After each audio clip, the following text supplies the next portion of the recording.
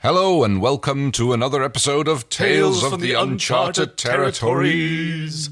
I'm Kaki. I'm Kay. And we're reading another smashing fanfic this time. I went and looked for something more fun, which is kind of difficult because I only do sort of skimming because I want it to be a surprise when I'm reading it as well. But I think I found one that combines some of my interests. It's called In the Company of Women by Rhonda Udali. Udali, whatever. It's apologies. You can go anywhere with a name like that. It's an unfamiliar name to us. Our apologies, Rhonda. But yeah, it sort of appeals to me because I've recently, who knows how these episodes eventually wind up coming out, I sort of wanted more like girl time and more sort of relationships and missions for the women of Farscape. And I have the idea that this is that. I mean, it's one of the rare ones that we've seen which doesn't have a lot of preamble. Yes, absolutely none. Right? No disclaimers, no nothing. Don't read before that. It was published on June 11th, 2001. So that would have been early season 3, am I getting that right? I think so. Season of Death. Oh, wait, no, actually, that might have still been during the hiatus. Oh, well, we'll see when we find out what the crew's like. So, In the Company of Women by Rhonda Udali. Commander John Crichton thought he'd seen it all by now. He was the only human on a living ship crewed by fugitives from 5 different worlds. All right, 5, so that's Hyneria, Nibari, Luxa, wherever Zahn's from. Delvia. Delvia. And Erp. Yeah, because Erin's not from a world, is she? Well, no, there's that. Yeah, she's from... Yeah, she's not. She's from a command carrier. Yeah, exactly. She was born on a command carrier. Yeah. Pilot's from a world, but they might not have known that at the time this was written. Oh, anyway. Yeah, no, they would have. The ship itself had... haven't had the way we weren't yet at this point. Yeah, so Rhonda would have seen that probably in 2001. But look, the ship itself had just given birth to the only Leviathan Peacekeeper hybrid ship in existence, so they hadn't been through the way we weren't yet. Right, yes. He was the only human to be hunted by psychotic aliens who took obsession and torture to all new heights. Oh, whoa. I wonder... Oh, okay. For a second, I thought that this must have been like just after Moya had given birth. But, of course, the sort of... The menace that Crais has towards John is immediately transferred to Scorpius. Like, both of them are torturers and psychotic, and Yeah. That worked out very smooth. With a very smooth transition. Yeah, didn't even have to change the opening credits. No.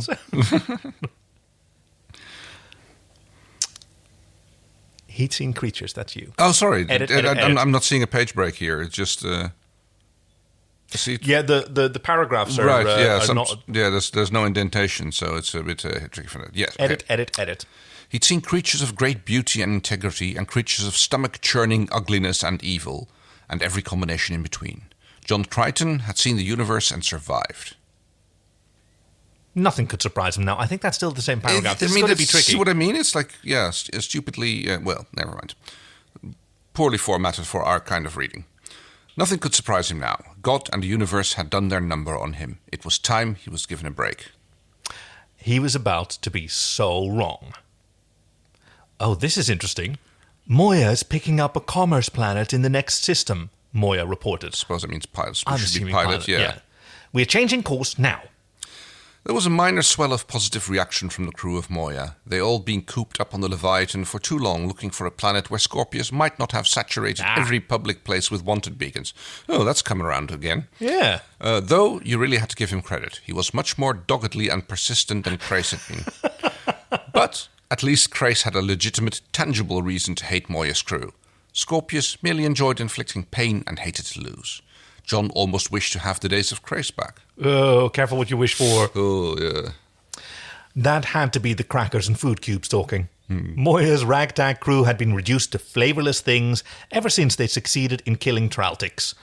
It was time for some new food, fresh food, and soon, which was why Moya was already heading to the Commerce Planet. As soon as they were in range, Crichton and Sebastian Aronson, formerly an officer in the Peacekeeping Commandos, took a prowler and headed for the planet's surface. John's liberated Peacekeeper uniform made it easy for them to blend into almost any society. They were wrong. Just as soon as they stepped out of the ship, something felt wrong, at least to John. Then he noticed the stares they were getting as they walked through the marketplace. Aaron, we're drawing attention, John muttered. It's the uniform, Crichton. Learn to live with it. No, I don't think so. John Crichton was realizing they weren't getting the stares. He was getting stares. His male ego was stroked for a moment until reality asserted itself. John wasn't getting stares because he was unbelievably handsome, but merely because he was male. Aaron? Yes, John? I think we've made a mistake. What are you talking about, Crichton? Aaron asked. I don't see anything wrong. You wouldn't. They're not looking at you like you're some sort of scientific curiosity. They paused at a market stall with appetizing smells. As Aaron was checking out their sources, the vendor, an interesting-looking woman with multiple facial and body piercings and purplish skin, leaned over the table. How much do you want for him? I beg your pardon? The sight of Grade A Prime Kisba over there. How much? I still don't know what you're talking about. Listen, honey, I like a little man-bit appetizers as much as the next gal, but it's not like you get attached to them. They're males. Use them and lose them. Disposable, you know. So how about it, honey? I'll give you top dollar for the stud fees alone. Stud fees? Oh, wow. Top dollar for that, but it's a matter. But anyway, Aaron had a hard time following the woman's pitch at first, but understanding when it came. Edit. But Aaron had a time. Aaron had a hard time following the woman's pitch at first, but understanding when it came, hit clear and bright. You want to buy Crichton? If the price is right. Oh, yeah. Aaron began to laugh. Fortunately, the male in question was examining a clothing stall just out of casual earshot. If he was aware of being ignored or avoided, he didn't show it. Aaron was glad he wasn't close enough to know he was being negotiated for. Do you really want to buy Crichton? Aaron asked again. You really named him? He must be pretty special. Yes, he is unique. And unique is always valuable. Unique? How unique can he be? He's Sebastian, right? And aren't most males all pretty much hung the same? Don't they exist for one major function? Procreation? Well, okay, two major functions. Aaron lifted an eyebrow. Indeed. John picked that moment to approach. Hey, Aaron, how's it coming? If we don't check in soon, the others will be here soon. The stallkeeper's eyes grew big. You let him speak, and in public? No, wait, that's the wrong accent. Yeah, I was going for sort of an Australian prospector. You let him speak, and in public? There are others. Are they like him? No, I'm doing John now again. Oh well. Here, how you do John? I'll stick with the. Let John asked incredulously. Let Aaron doesn't let me speak. Oh God, Christ's sake! Aaron doesn't let me speak. I'm a free man. I do what I like. The stallkeeper gasped in shock. No man is free. Wait, I've lost it now. No man is free on Vergus. A man is not even allowed out on the streets without a female escort. To be found in public alone is legally actionable and punishable. Oh? John scoffed. What would the consequences be? Death? Yes. Excuse me? Yes. Breaking the law can be punishable by death. For the man for breaking the law and for the woman for allowing him to break it. It's been so for generations. The storekeeper turned to Aaron. He is strong. You've allowed him to be educated. Allowed? John persisted angrily. Look, lady. Opinionated, too. The storekeeper looked him up and down, slowly, longingly, and with a significant pause in the vital area. Her gaze lingered long enough for John to squirm uncomfortably. Well endowed, too. Oh, yeah, black leather will do that, won't it? My offer is still open if you want me to take it up, if you want to take me up on it. I'll be here all day. Think about it. Aaron agreed and pulled John away. He kept looking back and sputtering. Shut up, Crichton, Aaron hissed. We're going back to Moya. What was that all about? She was negotiating a price. For food? For you.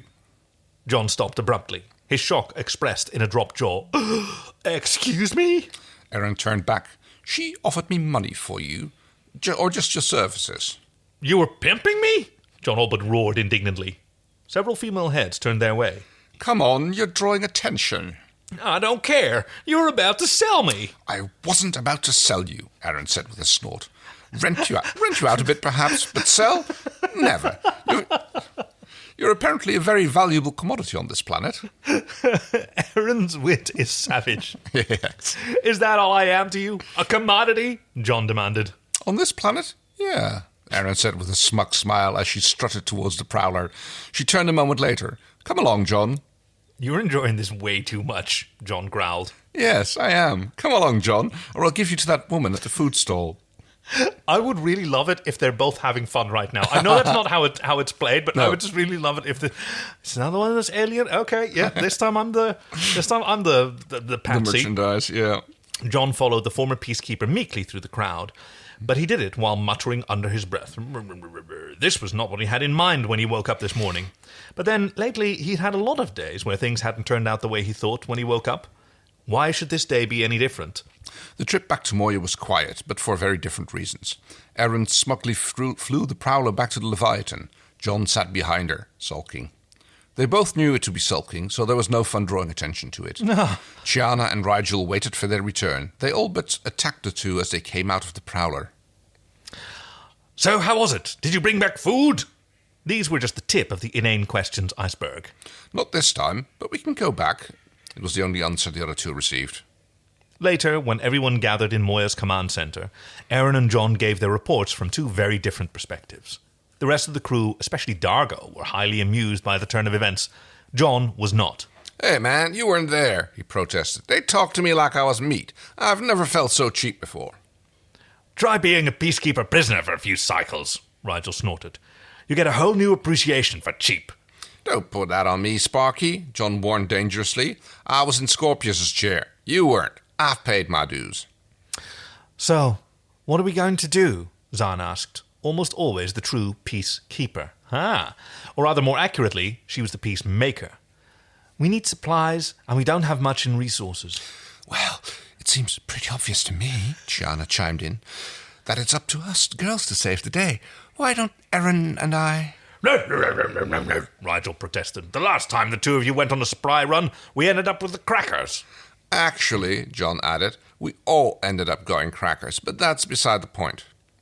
Then what is the point? Chiana demanded. Whoever goes back down to the planet to take Zahn. Some calm and reason in our negotiations. You flatter me, John.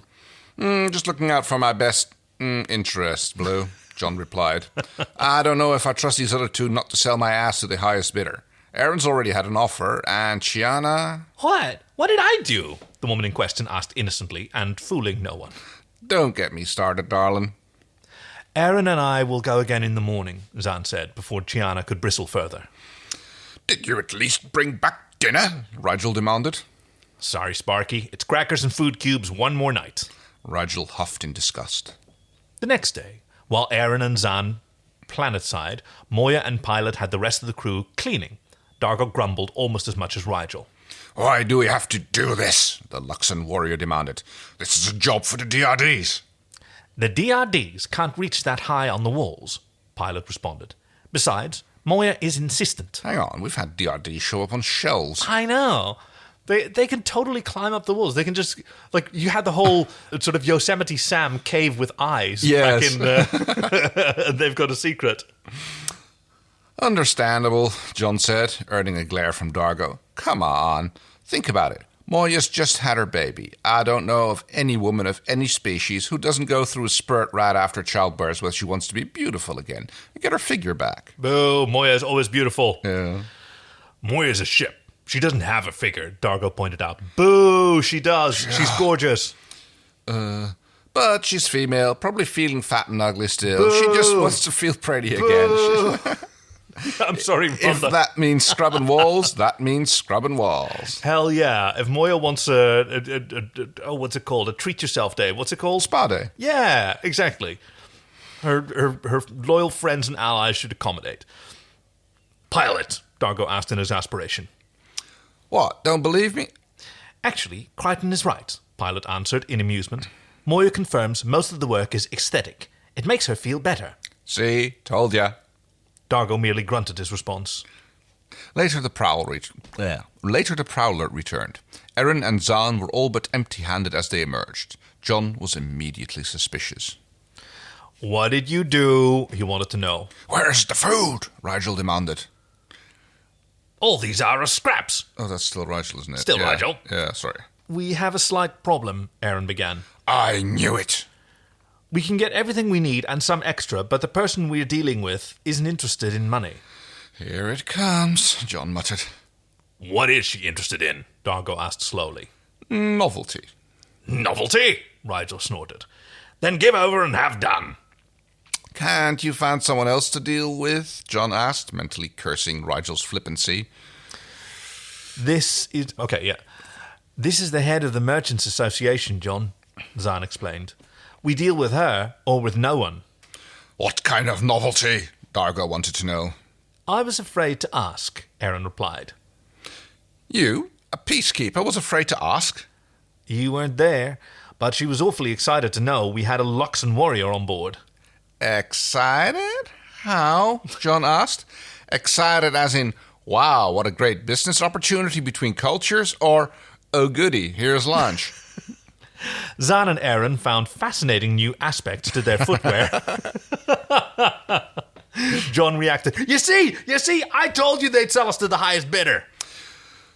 We didn't sell you, John, Zahn answered. Not really. The deal isn't final yet, and it's only for one night. Ooh, it's an indecent proposal. Oh. Funny, but I think that's what the Black Widow tells all her mates before she eats them, John exploded. Sorry, not gonna do it. Not gonna happen. I'll take one for the team, bud. Come on, Crichton. Be reasonable, Aaron began. Reasonable, John cried. You want me to be reasonable when you want to turn me into a whore? I don't think so. He turned to Dargo. You're being awfully quiet. Doesn't this bother you? Dargo shrugged.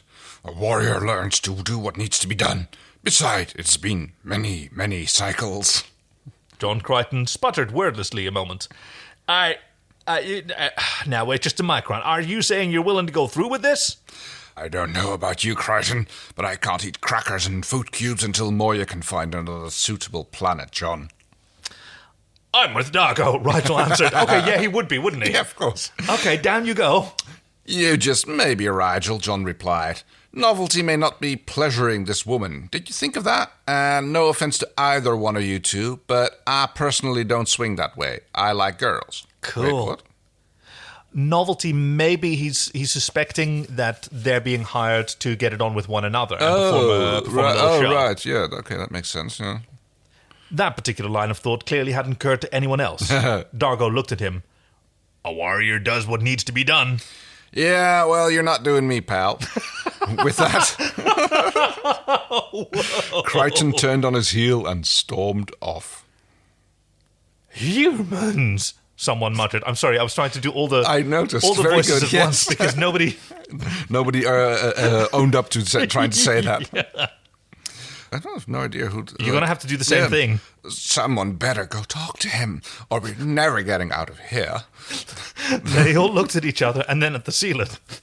Poison? This is inane. After what seemed like hours of cajoling and talking, arguing and persuading, John finally rejoined the rest of the crew. He was sullen and beaten. All right, I'll go. But if it's weird, kinky stuff, I'm staying. Oh, no, he said, I'm out of here. Well, I mean, it's like you shouldn't be wearing those leather pants. Man. Like, I know. I mean, I know that leather pants are not consent, but still, you know. An hour later, Aaron and Zahn delivered their end of the bargain to a huge home not far from the marketplace. In fact, it was on the top of the hill overlooking it. It was an impressive house. They were greeted. The men led off by an effeminate male. Aaron and Zahn were told to return in the morning. Dargo, John and Rigel were deposited in a room full of odd costumes. Oh, now Rigel is around. Yeah. They looked at each other in chagrin. The male who'd brought them pointed to a cabinet. The mistress wishes you to wear these outfits in here. She will receive you shortly. Before any could question or protest, the little man was gone. There was nothing to do but open the cabinet. If John was half expecting, half fearing to see a closet full of leather and chains, he was sorely mistaken. Ah. When the door opened, they were met by a froth of pink tulle and netting. I think it should be tulle. Tulle. Yeah, tulle and netting. Sparkles danced in the light. Dargo reached in and pulled out a hangar. I'm assuming that means hanger, but... Yeah. A tutu, John exploded. She wants us to wear tutus? Ain't no way. For the good of Moya, Crichton, you will, Rigel warned. Remember. Right back at you, Sparky, John replied, digging in the closet and pulling out a much smaller hanger. They have one in your size. It was a bigger challenge to get into the tutus than it first appeared. Dargo's tentacles kept getting fouled with the feathers on the matching headdress. He had to keep tugging at the shoulder straps to keep them in place. I can't imagine that for a fancy lad like Dargo, this would be a problem. No. He spends hours every day just braiding his beard, or maybe just minutes. Maybe he's that good at it. This would be no problem. How do people wear these things? He growled. Women usually have anatomical help in holding the bodices. I'm sorry. I'm sorry, that was the wrong moment. Women usually have anatomical help in holding the bodices up, John replied. Then he looked at the Luxon. Nice legs. Dargo growled. I thought you didn't swing that way. But the large warrior tugged at the skirt, which didn't quite make it to the top of his knees, the result of which was to expose more chest. Great looks, guys. Yeah. I'm sure these are wonderful. John shrugged. Whoever this woman is, she's gonna love you. Look who's talking, Crichton, Dargo commented. What gorgon did you steal those pasty legs from? Yeah. Black leather is not good for tanning. No. John glared at him. I happen to have very nice legs, thank you. Good on you, John. And it's not my fault I can't get a tan on Moya. There you go. It's just that this neck thing tickles. Hey, they should have left Traltix alive then if they wanted a tan. Yeah. John fingered the feathered and sequined choker as he tried to blow one of the headdress feathers out of his eyes. At least his skirt came past his knees. Both men heard Rigel snickering. They turned on the former Hyperion, presumably Hynerian Dominar. What are you laughing at, Shorty? John demanded. You look more like a trained poodle than the rest of us. Rigel huffed but couldn't really defend himself. One, he had no idea what a poodle was, trained or not, and two, he did look more ridiculous than the other two. The small sovereign on his float resembled little more than a pink, sparkling, befeathered cloud. I'm sure that was once the height of fashion on Hyneria, yes. And it will be again. John fought a shudder when they were presented to the lady of the house. You're missing yes, I did. Yeah. But they were ready when they were called before the mistress of the house. So, astronaut, warrior, and king. Oh, I like that summary. Although it does make them sound like a spin-off of the Village People. Well, I'm pretty sure it's going to go that way pretty soon. Hell yes! Gathered the shreds of their dignity with the folds of their skirts and allowed their guide, moving soundlessly in the pink, and followed their guide, moving soundlessly in the pink satin ballet slippers. John fought a shudder when they were presented to the lady of the house. She was a very large woman lounging on the throne-like contraption similar to Rigel's float, only much bigger. Her very needs was being attended to by scantily clad males of several species. The parallels between this person and Jabba the Hutt made John search for trapdoors in the floor leading to a hunger-crazed monster pits. And seeing those similarities, it wasn't hard for him to make the leap of seeing the very scantily clad young man attached to his mistress by an ornate collar and leash, as Han Solo rather than Princess Leia. I'm sure that Han Solo would have also looked great in the Hutt Slayer outfit. Yeah. Okay, what am I going to do for her? I am Mistress Honay. You're mine for the evening. All of you. To do my bidding, to fulfill my every desire and fantasy. Honai levered herself to her feet, something Jabba never did, and came towards them. She didn't spend much time on Rigel, but she inspected every centimetre, every nook and cranny of John Crichton. He fidgeted self-consciously. See anything you like? He added in nervous desperation. For a moment there wasn't a reply until he heard something distinctly akin to purring. They say you are not Sebastian. No, I'm human. Homo sapien, from a galaxy far, far away. Only look Sebastian. Honest mistake. Isn't it Homo sapiens sapiens? Homo sapien, yeah, I think so. Yeah, right. Yeah. A hand ran down his arm. John found himself wondering where the other hand was. You're one of a kind? The only one of your species in this part of the universe? Yes. The word came out as a squeak. He found out where the other hand was. He squirmed a bit. You want to find another place for your hand? Suddenly John jumped. Oh, not that one. You have spirit. I like that, Honai said. Within reason and in certain attributes. But I have limits. You would be well advised to take that into consideration. Now, you were brought here to entertain. Let the entertainment begin. The transport settled heavily when it returned to Moya. Chana fairly vibrated with impatience as she waited for the transport doors to open. The three men were the first to exit the ship. They blew past her without so much as a hello.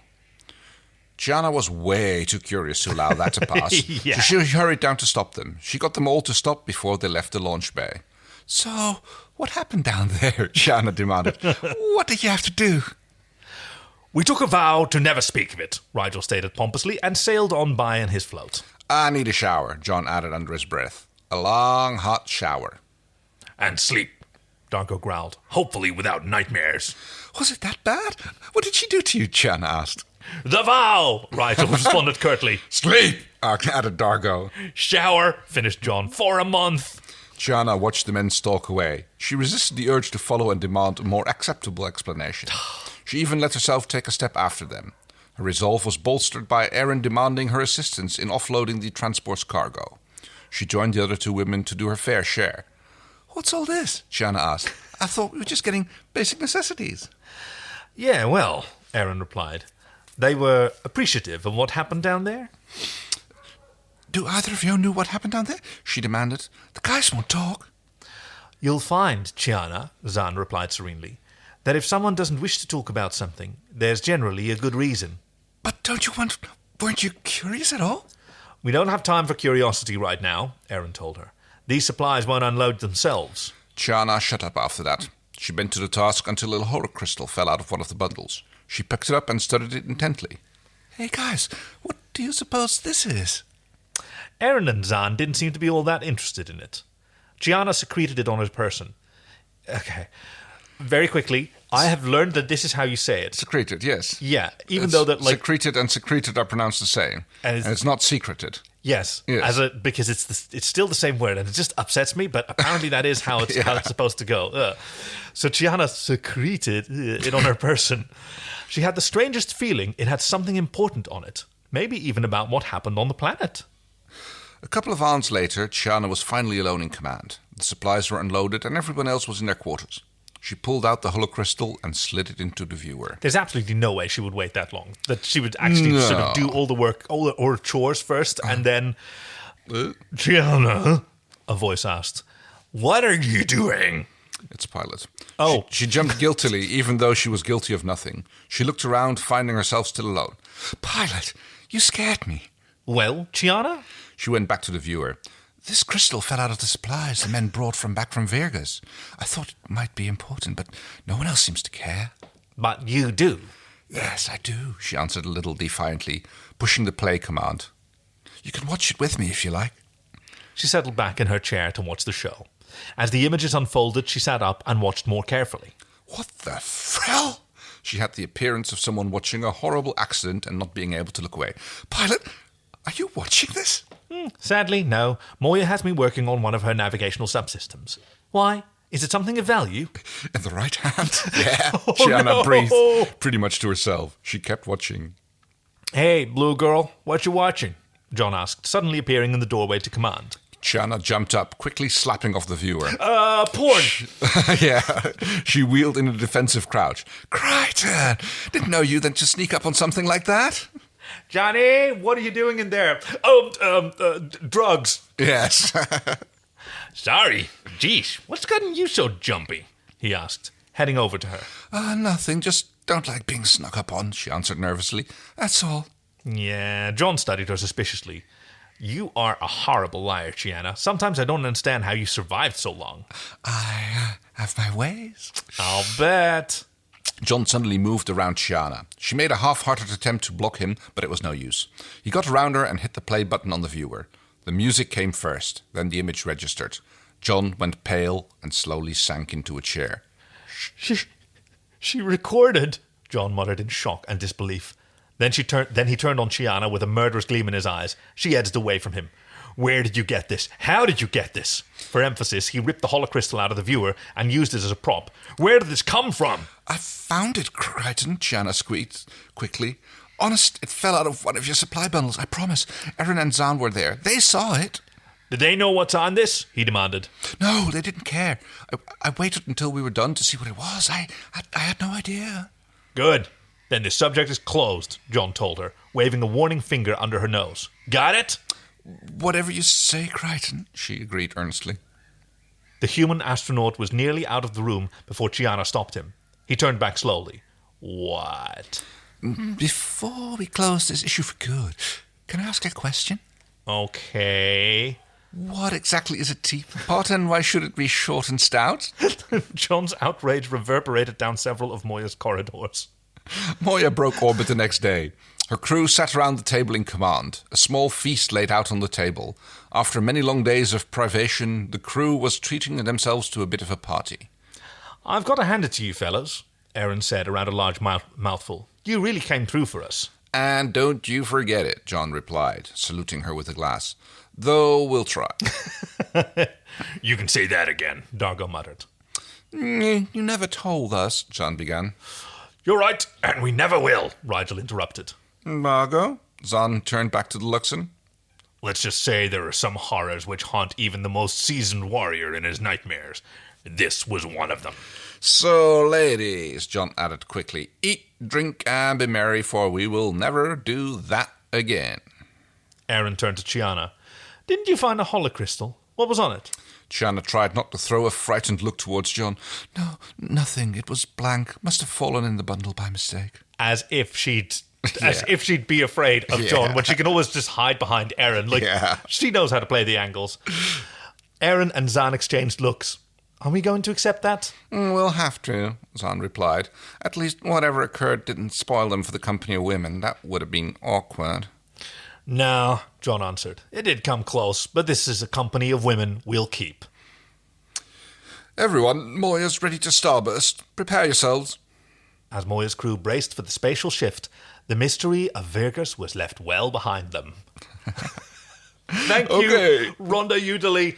That was indeed a much more light-hearted story, although it did touch on a few delicate subjects. It was, continuing the proper Farscape tradition of upending some gender norms, but also, I kept thinking back to, early seasons of Star Trek The Next Generation and how Riker was presented as this really, broad-minded and, well-rounded stud slut. Yes. There was this ladies are in charge planet at one point where he was paraded off, and he had to dress in the local garb, which was a very deep V-neck. Oh yes, I remember that one. Yes. And the girls come around to sort of taunt him, and he is untauntable because he looks great and he really likes it. Oh yeah, this is nothing on this other planet. I had to wear feathers. Yeah. I've read it somewhere. Riker's kink is consent. Riker's I think that's the whole the Greatest Generation podcast is all about that. He's just it's his thing, and I would like to see that. I kind of like that was Dargo's attitude as well for most of this. I have no idea what they were made to do. I do hope that they had the option to decline. Obviously, there was a little teapot. Yeah, a short and stout little teapot. I guess they were made to put on a variete or something. Oh yeah, that is it is the oldest form of comedy in Britain, which is a bloke in a dress. Yes. Anyway, thank you for joining us for another episode of Tales of the Uncharted Territories. We're diving back into Farscape next week, and after that, I'm going to continue my hunt for a story that's just got girl time in it and the women going on a mission, because this time it was still about the boys. True. We'll get there one of these days. Thank you for joining us. Lovely as always. I'm Kaki. I'm Kay. Bye-bye. Zwaai, zwaai.